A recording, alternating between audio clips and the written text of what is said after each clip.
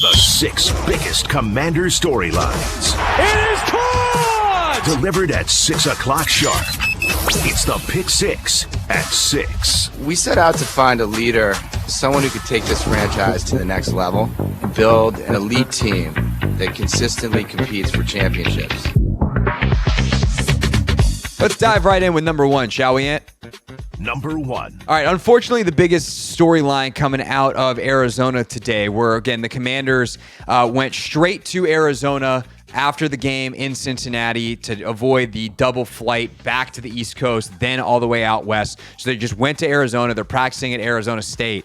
And the biggest thing as they get back to work today is Austin Ekeler has already been ruled out for the weekend. Of course, he suffered that concussion in the second half on Monday night in the win after he had another monster game. We talked off the top of the show if you missed it, so definitely worth checking out the podcast or on the rewind about how significant of a loss that is. But here's Dan Quinn talking about Austin Ekeler not even making the trip with the team out to Arizona.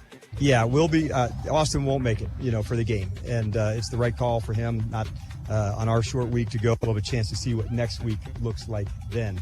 But we do have a lot of confidence. It's one of the groups that we have a deep crew that can roll strong, and so when called upon, we're certainly ready to do that. And we're also excited for J Mac. He's somebody, hasn't got a lot of touches, a lot of opportunities, but I do know that he is somebody, when given those chances, he does not miss his ops.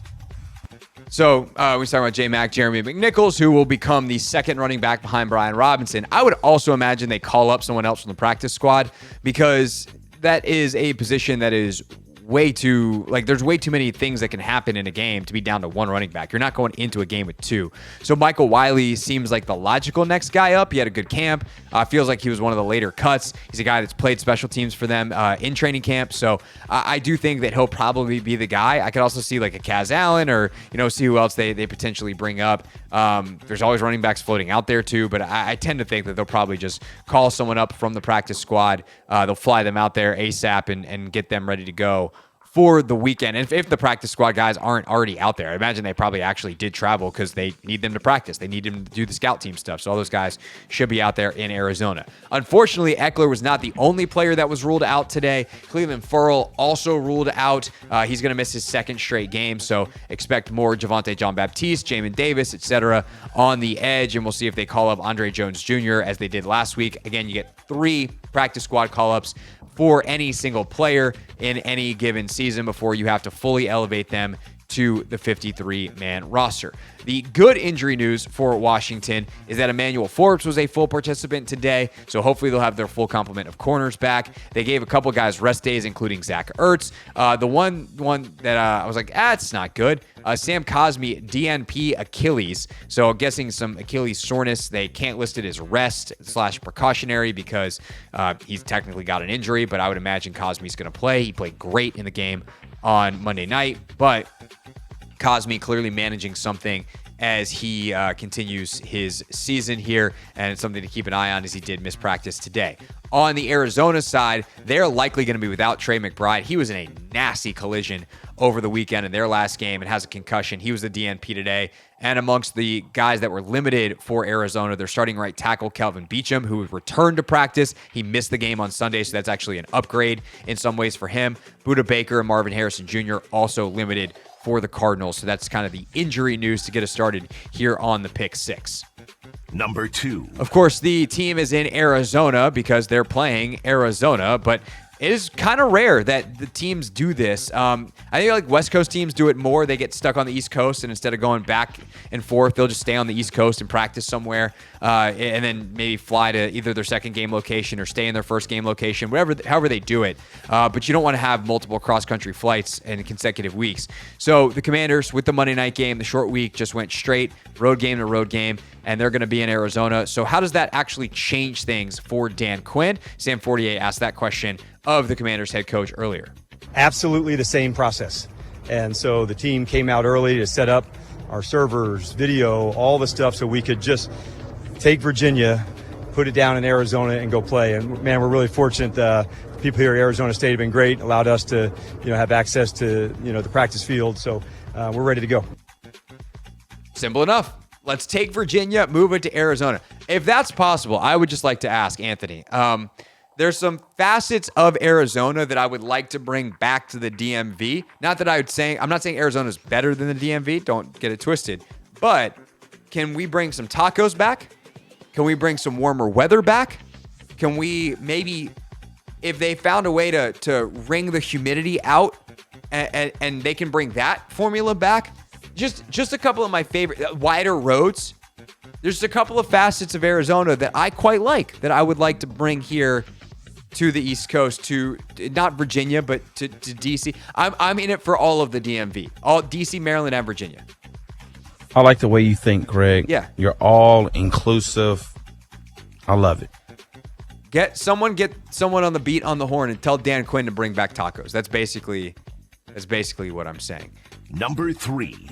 The defense obviously is not playing up to the standard that they want. They are dead last in the NFL in defensive DVOA, but there are some signs, if you squint your eyes and you know what to look for, of things starting to improve a little bit. Obviously, there is a long way to go. Improving on terrible only makes you not terrible, which no one has ever said as a compliment. So Dan Quinn was asked about the baseline thing that he's looking for this year, the play style. After watching the tape, did he see a team that was at least playing fast and physical, even if they need to be fast and physical with better execution? Yeah, not yet. I'd say we're gaining there, and so we're still building onto that. But we're not hitting the marks that we want to yet. By no means is that where we're going to end up. And I love the crew. I love what we're about. And so as we're going to grow, they're going to play faster. They're going to play more violent. And so the more of that we do, then you stack on some more and stack on some more. But we're not to the space we will be yet, John. No. And that's there on tape. Like, you see more guys than 2 weeks ago. You see Jeremy Chin playing a lot faster. We'll talk more about him in just a second. But I think you see, some of the DBs. You see Benjamin St-Juste. Like, St-Juste had a run fit in this game that I'm like, I haven't seen you do that in a long time. Logan made that comment as well on Take Command, and I immediately knew the play that he was talking about. And I was like, yeah. I was like, what safety just filled that? That was Juice? Dang, that was a big hit. So you're getting it from certain places. They need to get it more up front. Wagner and Luvu, obviously, their play recognition, I think, in this system needs to be a little bit better. And part of that is how are they playing off the guys in front of them. So there's room to grow on all three levels of the defense. But more guys are joining the party every week. Guys that maybe have been there or being a little bit more consistent with it. But there still is a long, long way to go. And in fact, Ant, let's go ahead and reorganize what's on the page here. Let's go ahead and talk about that safety group. Let's talk about Quan Martin and Jeremy Chin and what Dan Quinn has seen from those guys. That'll be our number 4 today. Number 4. Here is the head coach on his 2 starting safeties. I thought, number one, I loved, rotation of people, but I thought I really was impressed by Quan. I thought the hitting, the physicality for him, I felt that. I felt the energy for that. I felt what that looked like. So using Percy, using Chin, using him all in different roles, it's one of our deepest groups, and the ability to use all of them is really important. It's a long season, different roles for everybody, different matchups for everybody. And I thought there was a great play by Quan on a pass breakup to Gesicki down the left sideline on a third down play that I really spoke to his range. And I thought that was one of the big plays in the game for Chin. Yeah, that one, he's obviously talking about Chin there. He said Quan not the first time, but that big hit that he had, played that one perfectly. And I think that's a great play to point out, too, of traditionally, Percy's been the guy who's over the top, and Quan is down in the box, or mostly Chin, and then Percy's back. But on this particular play, Percy's in man-to-man on Gesicki, or in quasi-man-to-man with the coverage that they're playing, and then Chin is helping over the top as one of 2 deep safeties. And Chin holds his water, holds his disguise, and just trusts that he can outrun a tight end. And even if he's got a long way to go to the sideline, he can get out there, and he does. And that is not what he is known for. He's known for making big plays in the box. But what you saw, the versatility in terms of Quan, Chin, and Percy Butler, is the first 2 games, you really didn't see Percy down in the box. And because of the matchups, because they wanted that big, long, fast body that Percy Butler is, playing coverage on some of these tight ends and backs underneath, they put Quan over the top even when Percy was on the field, and that worked out okay for them. I still think the area for growth in Quan obviously is kind of being that ninja safety where you have the better ability to hold your disguise, to roll super late post snap. He gives some stuff away. Burrow does a really good job with his cadence, so that's part just Joe Burrow being Joe Burrow, and you have to give credit to the quarterback taking advantage of a guy who's really in his first year as a full-time safety in Quan and only his second year in the league.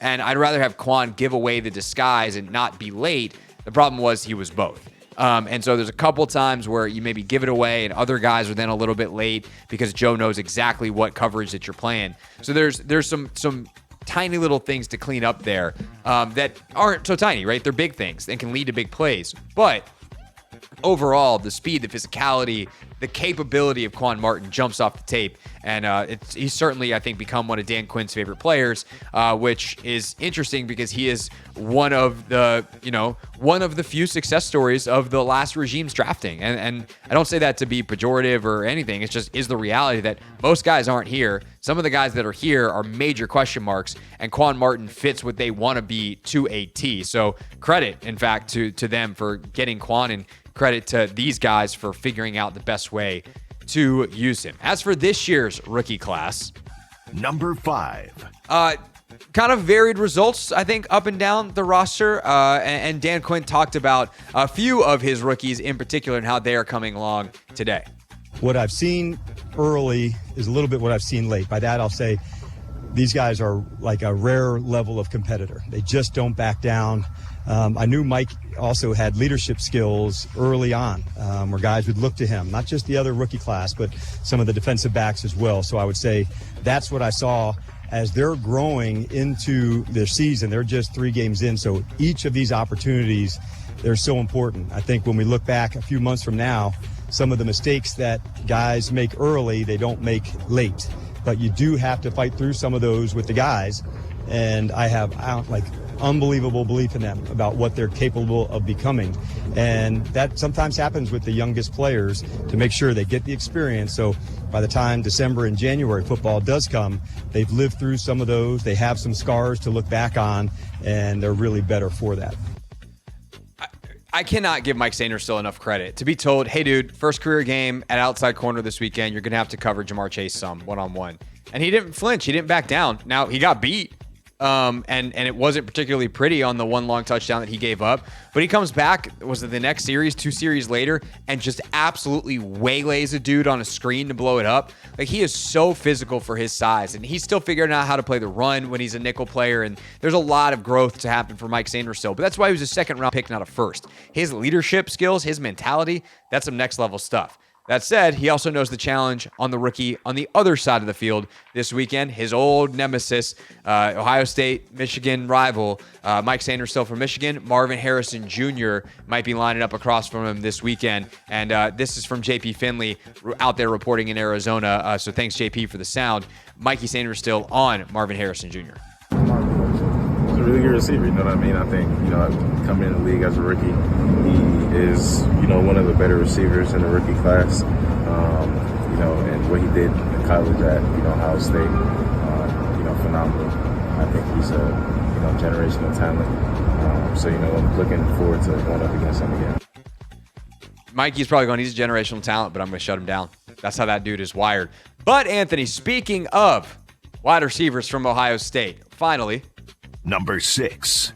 Commanders got 2 of their own that are pretty good, starting with number 17. And you saw the trust from Jayden Daniels to Terry McLaurin. How did it look through the vantage point of the head coach? Yeah, I think it would be if you didn't have it, but those two certainly have a lot of trust together. I've been so impressed by him. He's got such a high standard about him, talking about Terry, where things, his approach, his consistency never has. And so all of us knew that about him, that's what the NFL is, tight match coverages and making catches, and the ability to convert for him. One of the 3rd or 4th down receptions that he had, I thought was super impactful in the game. And Terry's not the only guy who's starting to make a huge impact. Obviously, his was the biggest and should be. He's the number one guy. He's paid all that money to be that guy. That's not me begrudging his cash. It's just the reality of you take up that much of the salary cap, you're expected to produce that much on the field. Noah Brown, brought in, of course, after training camp, after cuts. Terry's former receiver teammate at Ohio State, and had yet another big catch in a game. Not a ton of volume, but how is Noah Brown coming along in this offense, and can we expect to see more from him moving forward? Last but not least, from Dan Quinn. I knew the competitor, and I knew it would take some time, to get acclimated to a entire new system. To be honest, he's, beat even what my expectations were to get to that space. I think that speaks to the competitor that Noah is. But I love the group, the different styles and attitudes that people bring. I can remember clearly on a sideline, a catch by Noah, and OZ, who wasn't in the game, was just excited to see that play happen. That type of altruistic behavior from a team that's absolutely, out of their mind for their teammates that are making plays. Those are small margins that make a big difference for a team. And if the team continues into that space and makes that type of connection stronger and stronger, it makes everybody's role more valuable. And the other guy that I think deserves a lot of credit for Noah Brown's development alongside Noah Brown primarily is Jayden Daniels. I mean, remember when he got here, we heard some of the stories of Jayden being like, hey, am I allowed to go work with him after practice? Because he's got to get up to speed. So the leadership from Jayden, the leadership from Terry, who I'm sure has spent time with his former college teammate, the self-starter nature of Noah Brown, all these guys deserve credit. Bobby Ingram, the receivers coach, all these guys deserve credit for getting him up to speed. And I do think that he'll continue to be more and more involved in this offense moving forward. This is the Hoffman Show on the Team 980 and the Odyssey app.